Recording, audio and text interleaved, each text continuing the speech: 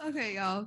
As we continue to that through our afternoon, I'd ask you to think back to Jackie's opening statement. We young people learn much of our skills and life values from the adults, and from watching adults' words and actions. As much as you guys teach us, it really does matter. So support and validation is really what we need from teachers.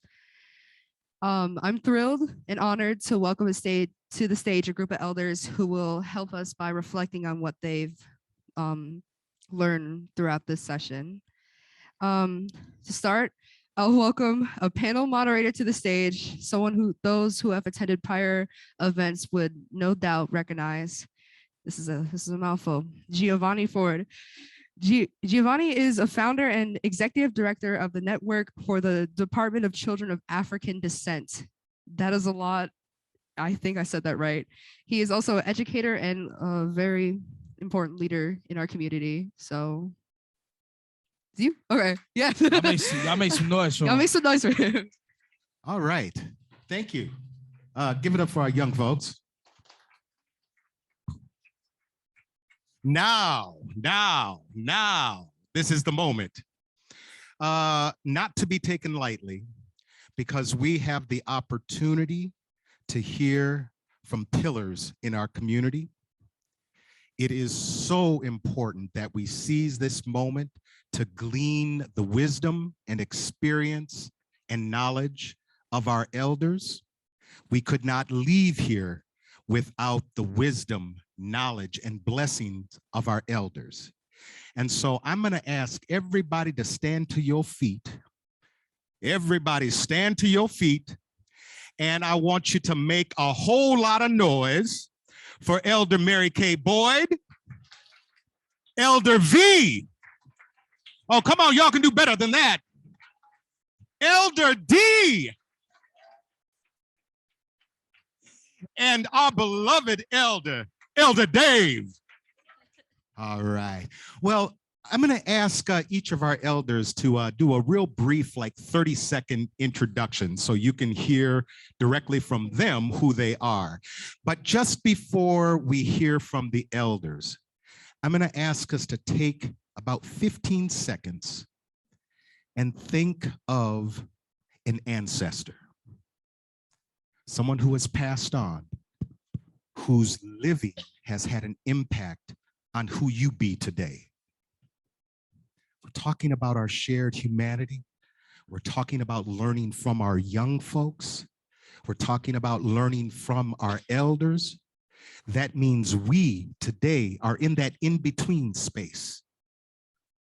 And it is our responsibility to honor and recognize those who have come before us and have passed on to ancestorhood, to get our ears and our hearts ready for the words of wisdom from our elders. So let's just take 10 seconds.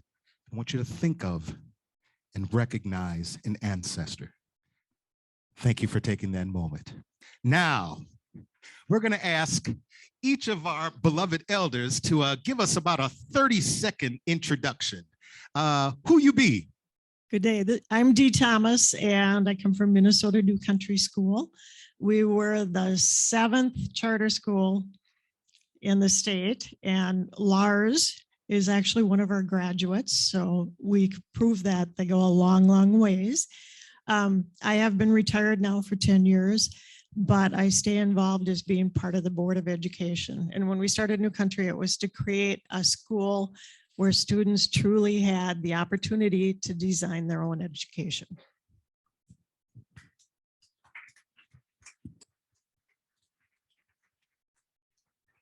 My name is V Ketukaisi, and most of my students call me Sifu V. I'm very happy to be here. I'm glad to have the opportunity to be part of the elders world. The other day I told my daughter that, oh, I got invited to join the, to be part of the elders panel. And my daughter said, great, Mom, you won't have to dye your hair anymore. So that's something she knows that I hate dyeing my hair. So I'm glad to be here. I'm with St. Paul Public School, and I I am part of the cultural specialists that help develop the Hmong immersion in St. Paul.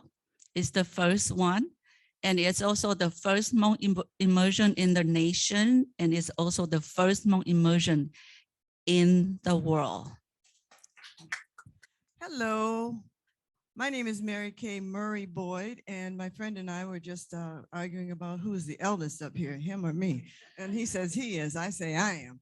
But anyway, I am just so delighted to have been invited to, and I feel so great. I just feel so great about being here. But Larry McKenzie, who's like one of my sons, when I forget my son's name, he and my son are fraternity brothers.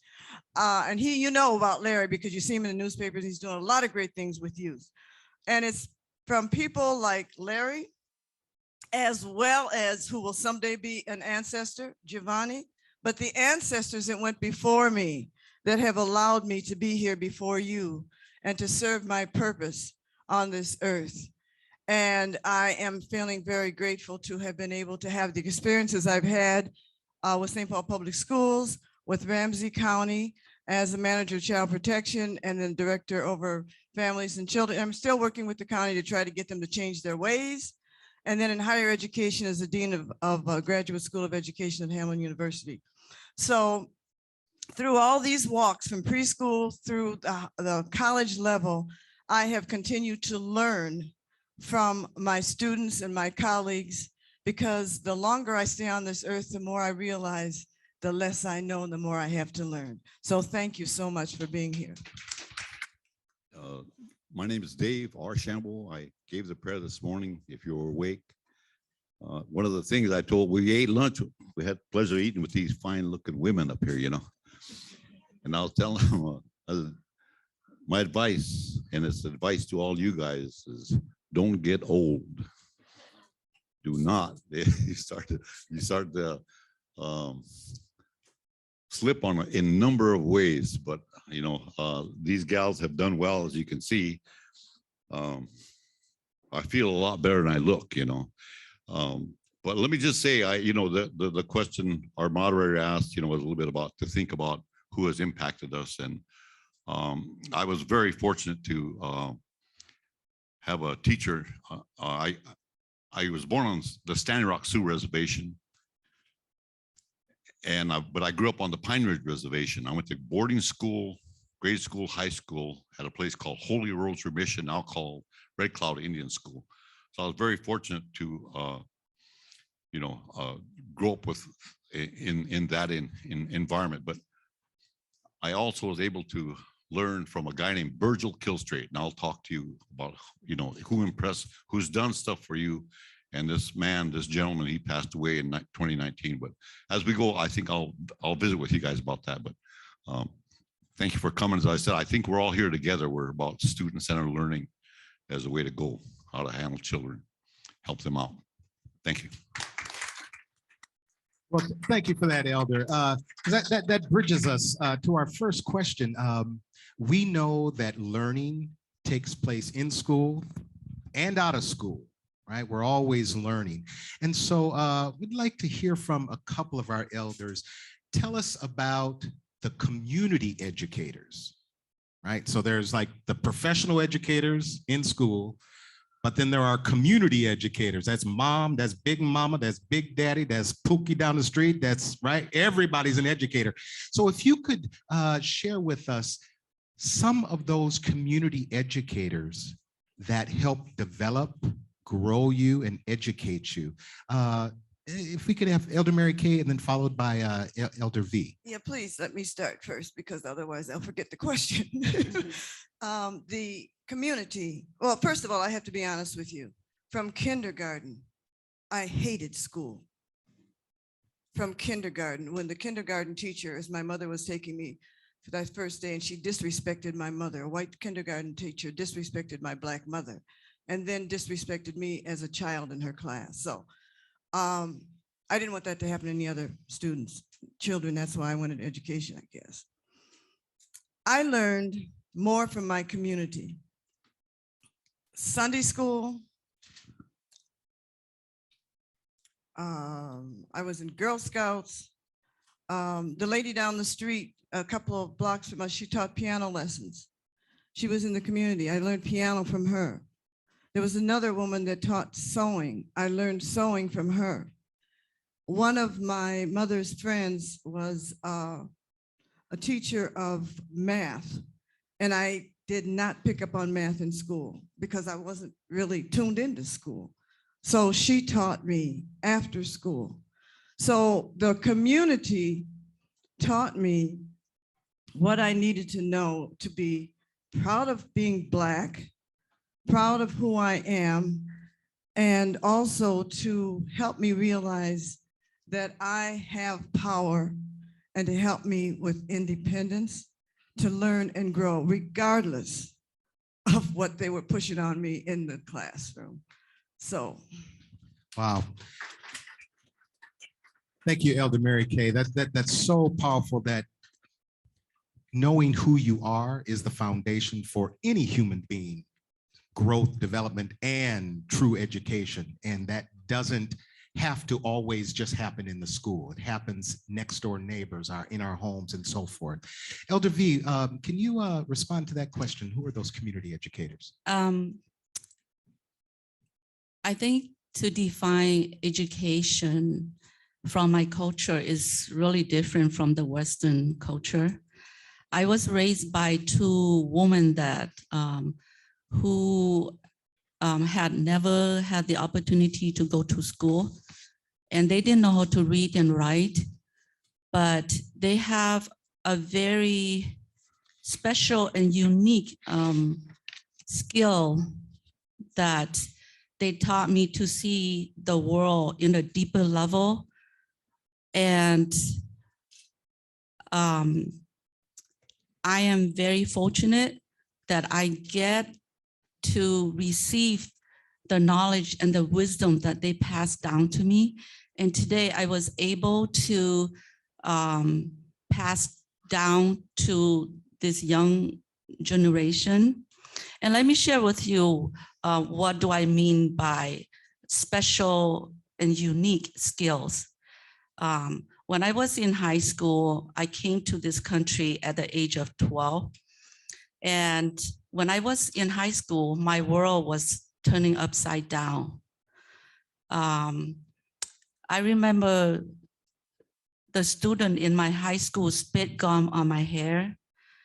I remember they make fun of me because I don't wear brand name clothes. I wear clothes from secondhand or donation clothes from the church. And they teased me so bad. And I was the last one to choose for a partner in gym because I can't wear short. And I'm so short, I can't play basketball. So I was the one that always left. And as time went on, I didn't like school. I hate it. But you know, the one thing that I have is that I always, by the end of the day, I always go home to my grandma and to my mom who love me unconditionally. They didn't judge me how I dress today. They didn't judge me how the language that I taught didn't even make sense. But when in school, I constantly have to worry that, oh my gosh, and how am I say this? Is this, am I left the S, or do I still need the ED after that? You know, I constantly have to worry about that. Until the end of the day, it was so drained. There are times that I think to myself that I didn't want to be Hmong. Being Hmong was too difficult. I just want to be American. But how can I be? Now look back, I ask myself, how can I be American? The world that was not accepting me. The world that I see is so dark. It was hard. It was hard, but I'm glad to have my grandma and my mom's wisdom, knowledge. Storytelling is one of the skills that I gained from them. Because of storytelling, I was able to stand in front of thousands and thousands of people.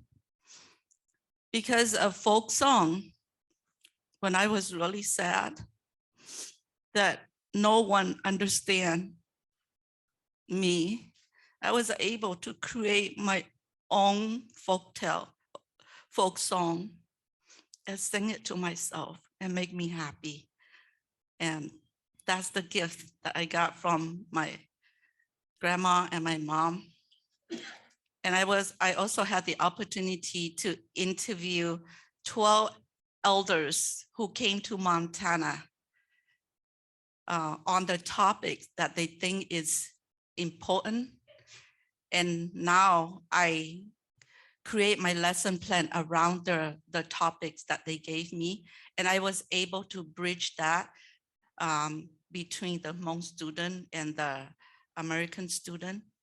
And it was a great gift. And I am so lucky to have to be born in this generation, even though I had to go through so much. But I am glad that I was one of the person that I can carry their knowledge and wisdom to the next generation. Thank you so much, Elder V, for your courage, your wisdom, and your transparency. That's one of the things that I so appreciate about our elders is transparency and like complete sharing, like really sharing. Just know that we see you and we acknowledge you and thank you. So much of what you shared dealt with the importance of culture and cultural values, cultural teachings that we get from those community educators so that we can create our own narrative. And that brings me to a question I'd like to ask Brother Elder David to address. Can you share with us what are some lessons that you have learned regarding our shared humanity, right? How do we communicate, create bridges when there are differences? So are there some lessons that you would like to share with us? Well, you know, I didn't know much. I just want to say that's a beautiful story. One that, you know, it just can be told right now by so many people of color today. And I just say that I have had the opportunity to perceive things, look at things from what I've learned from the teachings of knowledge that have been passed down by Lakota people. You know, it's that one of the things is just that Miema I'm just I am just an ordinary human being. That's just an ordinary person, and that's what we all are. Men and women, we're just ordinary. We should need to understand that. So in the philosophy that comes down, that overall that has been transmitted, like I said, I learned a lot from a guy named Virgil Killstreet, and he shared with me our creation story. And as a Lakota people, and this creation story is what, you know, who you are and why you are. And I didn't know that stuff. My mother was a devout Christian, so that's what she taught us, our children. And we go to a boarding school called Holy Rosary Mission. It was at that time, that's what it was. Now it's called Red Cloud Indian School. But you learn this Catholicism, and then you start to realize that you are that there's something else about you. But I went and I came and I started working at the school called Little Wound School, and I met this Virgil Killstreet, and I started asking him about these things. But creation story is important to everybody. That's who you are and why you are. Is, you know, you have to go back. It gives you to why you are being. If you don't have that, you are no more. Jung Carl Jung, the great psychologist, said, those creation stories, no matter how they sound like it's fable, fiction, legend, not real, they are true for everybody. Because if you lose that, then you lose your essence of who you are. So he taught us that, taught me. He started talking to me. He didn't get it in books, but our creation story has to do with the sun, the rock, the structure of where we are right now. Mother Earth is the covering around it, and then the shka is the sacred force of the Creator that is in all of everything. Everything is in there, shka. And this is a sacred force that, from what I understand from Virgil, that's in each and every one of us. Everybody has this force in you. It's a sacred force. The Creator is in you. That's what we believe. Maria Montessori called that the what? Anybody know? Spiritual embryo. She said there was a sacred force in every human being, and that it should be nurtured, right? That's what we had. The only thing we had it for thousands of years. She came about it 1800s, 1900s, somewhere in there, 19 like that. She developed this understanding. Our people had that for a long time. Shkan is in everything that you see, where those trees out there, wherever you look, in every little thing, that creature that crawls, things that burrow, the things that fly, the things that swim. They all have this sacred energy in there. And what they have is instructions. They have instructions. There's instructions for me. There's instructions for, on my reservation, there's a picture of I have it, I use it, but there's a big cottonwood tree and it's being gnawed at. It's being taken down by a beaver. That beaver has instructions to do that. And each one of us has instructions. Every one of us has instructions, and that should be the focus of finding out what that is, right? Finding out what our instructions are.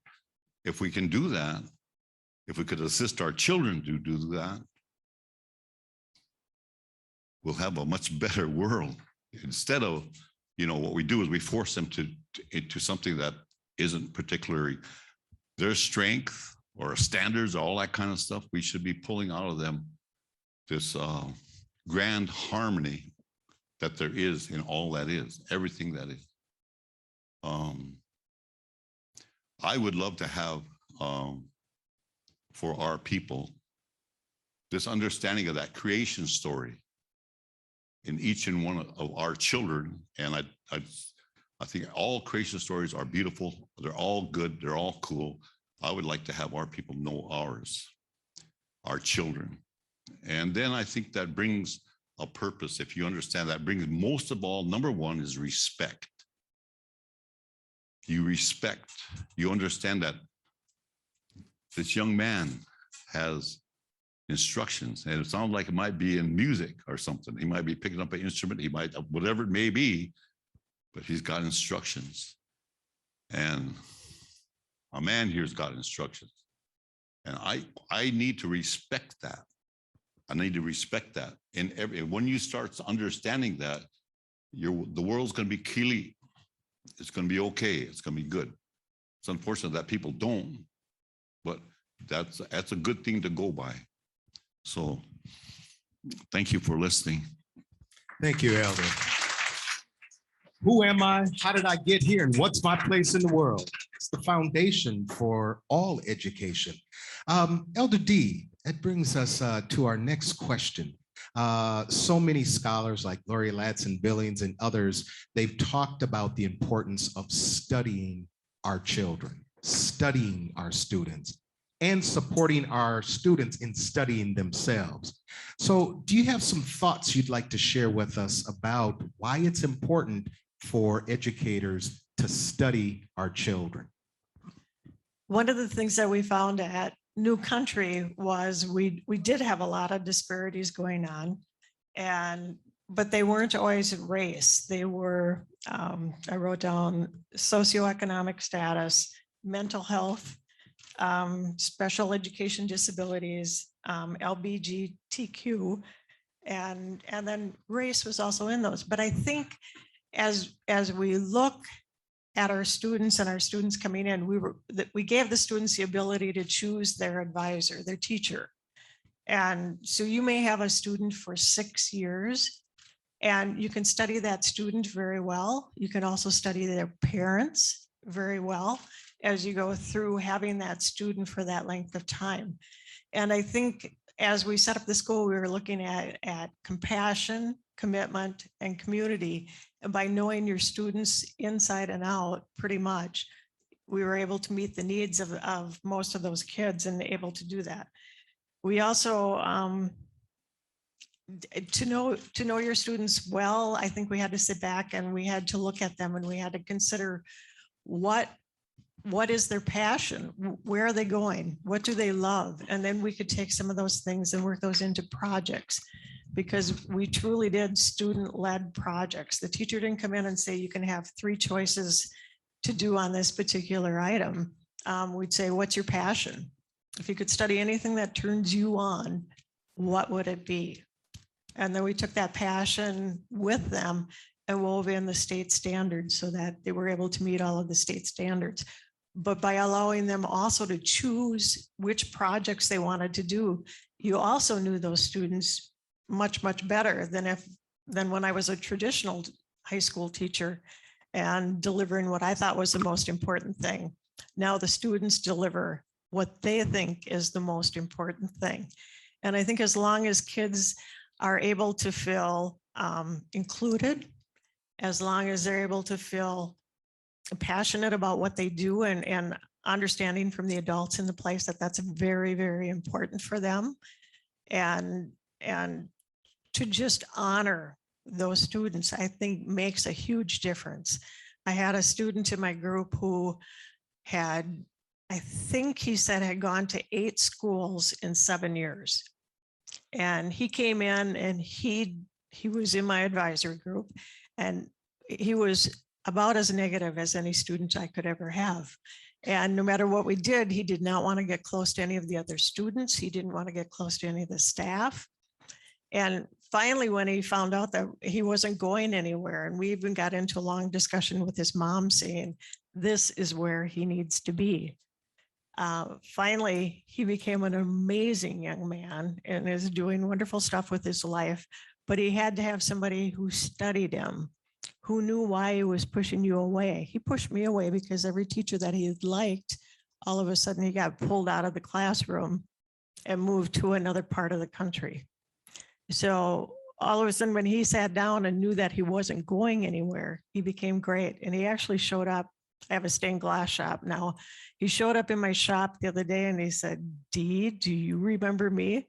And it was like, I could not forget you. He was one of those kids who was a royal pain. And he says, you know, he said, I tried to push every button you had. And he said, it didn't always work. And I said, well, I tried to push yours too. So anyway, but to know him and to know that here he is coming back 20 years later saying, thank you for believing in me is huge. And I wouldn't have been able to do that had I not known who he was. You know, they had economic troubles. They had mental health issues in the family. They had disabilities in the family. He actually took care of his younger sister who passed away while he was a student of mine. And he knew that was going to happen. He was amazing. And I think any of the students coming in, if you can get them to understand how much you believe in them, and you're going to be there for them, no matter how many times they push you away, only then will we finally get to the point where we don't have disparities going on, because everyone should be on the same page at the same time. Thank you. Thank you, Dr. D. We've got to reach our children if we want to teach them. We got to reach them, and we cannot reach them if we don't know who they are. And so we could go on with this conversation for the rest of the evening, because it's been so rich and powerful. We thank you for sharing your wisdom and your knowledge with us. In our final minute, can you each share one word or one closing thought, one word of wisdom or inspiration that you'd like to leave us with? Please go ahead. Well, I do believe that it's in the child, and it is my responsibility to help to bring out that which is already within. Therefore, get to know your students well so they can get to know themselves. And as partnering and bringing out what is already in, both of you will be successful. Growing up as a bilingual child, raising 6, 7 bilingual and bicultural children, and spend 30 years in the public school, I believe that we need to show our students that there's no need to choose between being American or being whatever culture they are. They can take the best out of both culture to be who they are. That way life will be richer for them, their family, and their community. Above all, their country.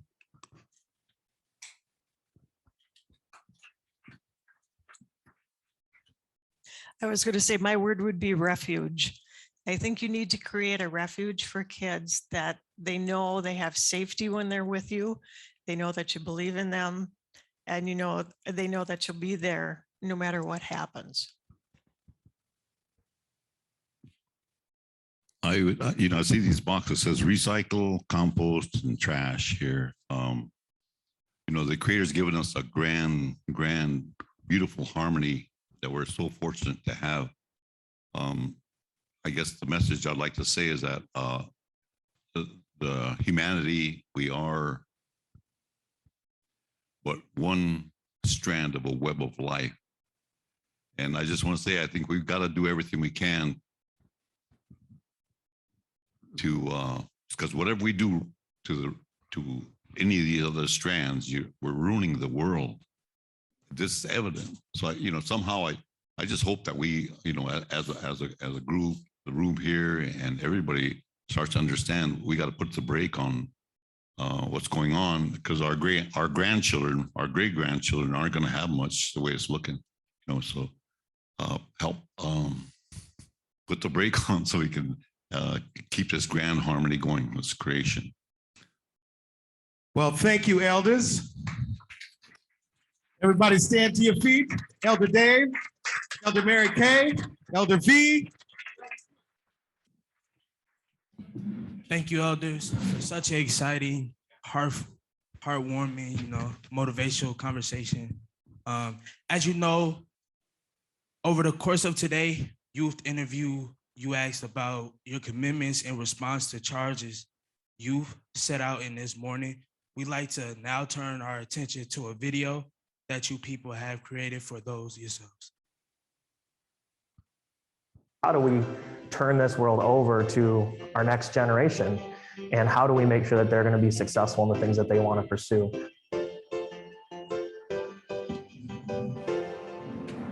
How can educators support higher learning agency and autonomy for me and my peers? So I think in the plenary session, we talked about just believing in students, having faith in students, involving students in the process. Students come to school and are not empty slates, but are brilliant, beautiful people with ideas to share, and we need to make space for those ideas to be shared and heard, and not just shared, but take action on the ideas. Every idea, no matter how crazy it is, or maybe may seem off-center, has a kernel of something within it in which you can take action.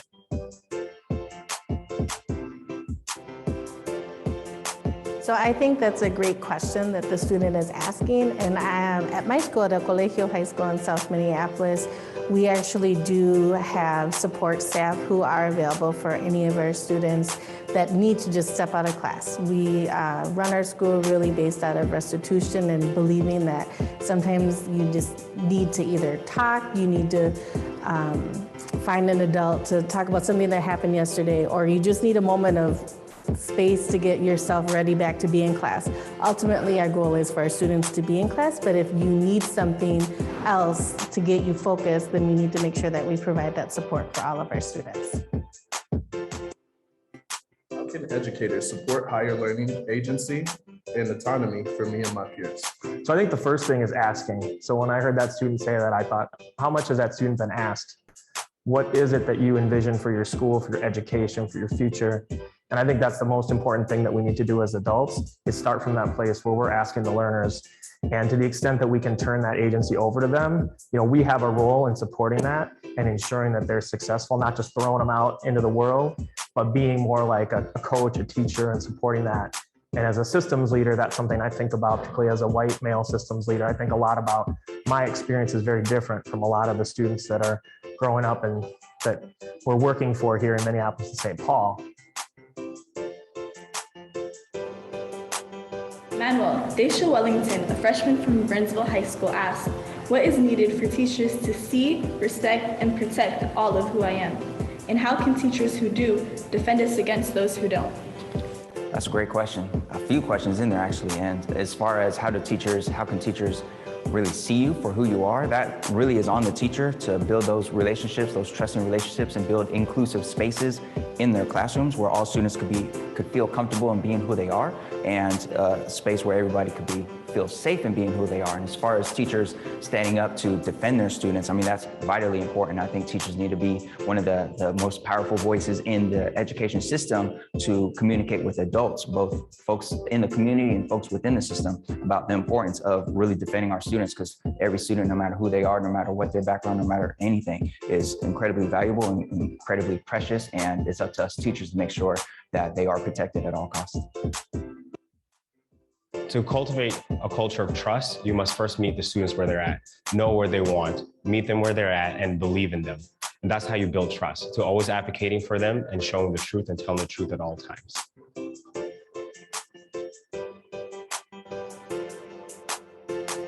Really, it comes down to the design of really complex, rich learning experiences where learners have a lot of voice and choice in how they express their understanding and their competency around a wide variety of topics.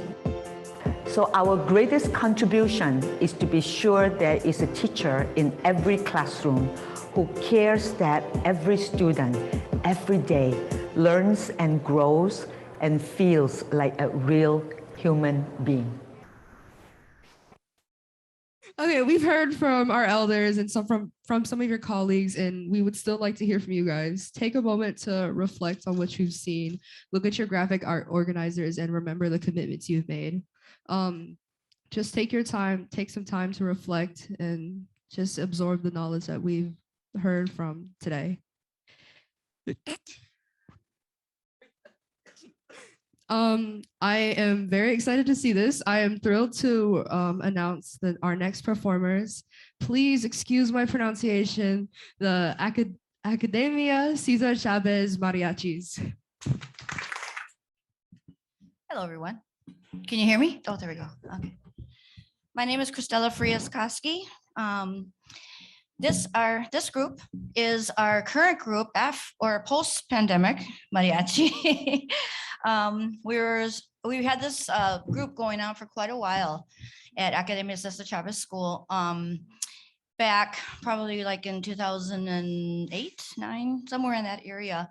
We started a guitar group for mariachis, and the only problem is that we just didn't have big enough school, in the sense that it only went to like 5th grade, 6th grade. And then we finally added the middle school, so that now we can have mariachis playing from 5th through 8th grade. And now we can start to grow the program more, because they're with us for a good 3 years. So everybody up here is in the grades 3 to 8. And we haven't had a mariachi actually since 5th through, I'm sorry, what did I say, 3? Oh, sorry. You're kind of tall for 3rd graders, especially the one in the middle. He's in the second. We let him be in the group. He's in the second. No, I'm just kidding. Anyway, mature for his age. No, anyway, sorry, 5th to 8th grade. And well, we were really starting to progress. And then that one, icky thing called COVID just knocked us flat, unfortunately. We were starting to introduce trumpets, and we had a number of singers that were helping us out, and we were really starting to grow the group. And then COVID kind of hit, which kind of knocked us back a little bit. But some of these students have been with us before, especially as singers. And so they're familiar with performing, and some of them are new and just very eager to perform. We're all a little nervous, first time in a couple of years. We're gonna sing 3 songs for you. The first one is Cielito Lindo.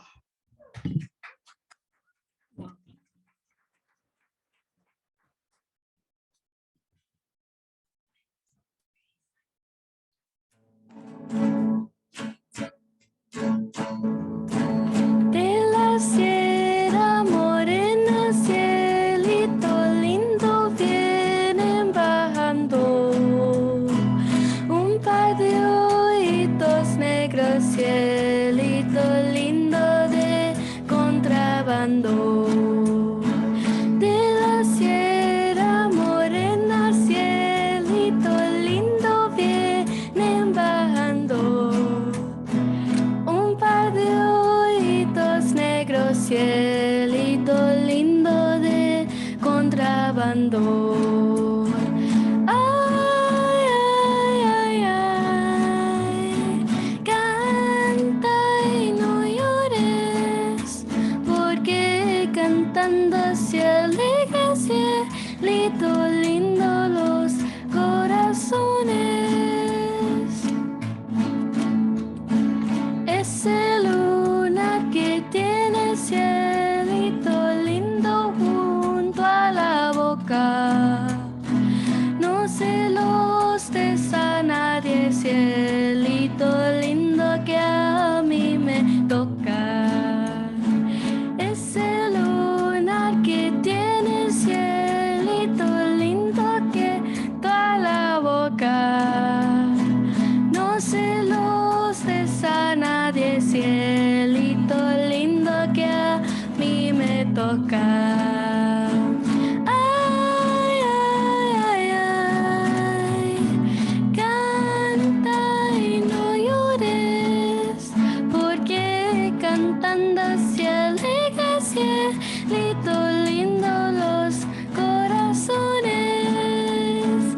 Ay, ay, ay, ay, canta y no llores, porque cantando se alegra, cielito lindo los corazones.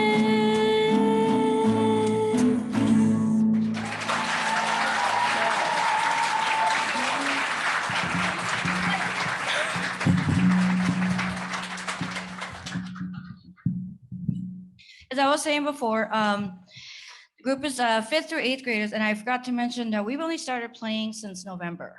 Once a week, with the usual vacation time, and then of course the times when COVID stuff was happening, coming back online or online learning, not being able to meet up for like a week after vacations and stuff in order to control, the disease and stuff. So yes, they've been doing a wonderful job. I'm very, very impressed for such a short time that they've been playing, that they're really able to just focus, participate, sing as a group, play as a group, I should say. Our next song is going to be called Las Mañanitas, a very big favorite. I don't know how many of you know Las Mañanitas. It's known as a celebration song, especially for birthdays. So Las Mañanitas.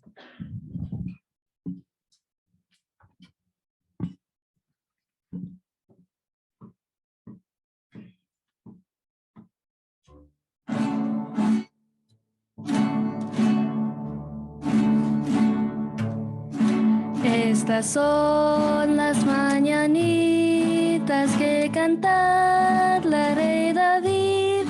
Hoy por ser día de tus santos te las cantamos a ti. Despierta, mi bien, despierta, mira que amaneció. Ya los pajarillos cantan, la luna ya se metió. Qué linda está la mañana en que ven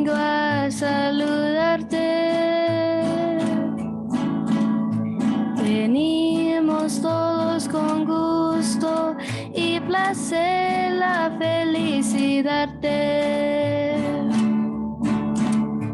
El día en que tú naciste, nacieron con todas las flores. Y en la viva de bautismo nacieron los ruiseñores. Ya vengo amaneciendo, ya las luz que dían los Dios. Levantar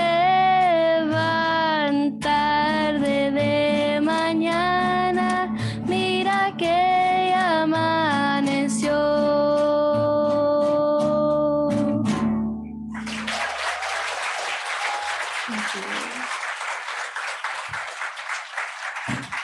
Thank you again so much. Again, this is Academia Cesar Chavez is on the east side of St. Paul, a dual language school. We focus on not just the speaking of Spanish, but reading and writing it as well.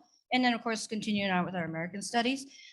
We also concentrate very much on culture. And this is one reason why we have the mariachi group starting out. And we also have dancing groups and things like that. So it's a very fun school to be at. Usually our director is Marty Dominguez. She is here in the blue over there. So if you have any questions, and she's still around, we might have to go back to school quickly, but if she's just around, she can answer them for you. Our final song is Viva Mexico. We love audience participation because mariachi music is full of love and emotion, passion. And we love it when everyone else kind of joins in with us. Viva Mexico has the part where we say, Viva Mexico, and you should answer, Viva, muy fuerte, very strong. So one more time, I'll say, Viva Mexico. Viva. Oh, come on. Viva Mexico. Viva. Okay, that's a little better. All right, okay, here we go. Viva Mexico.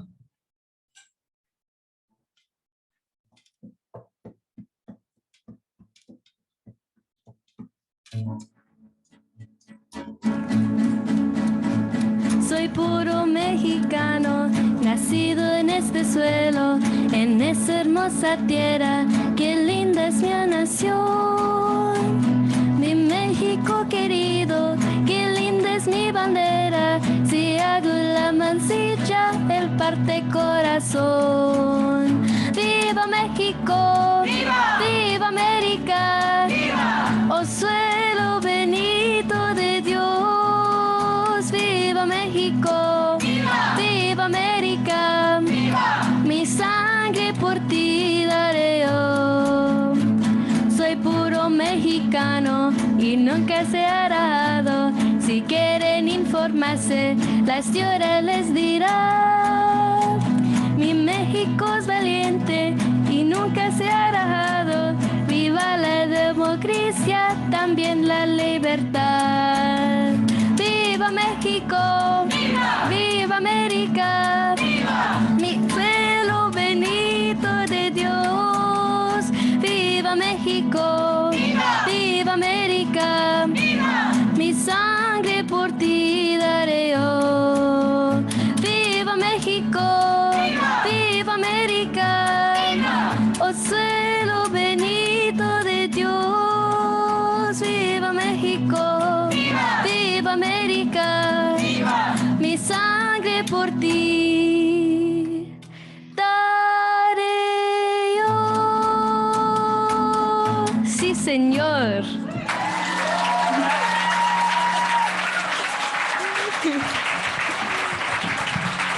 Thank you very much. Thank you so much.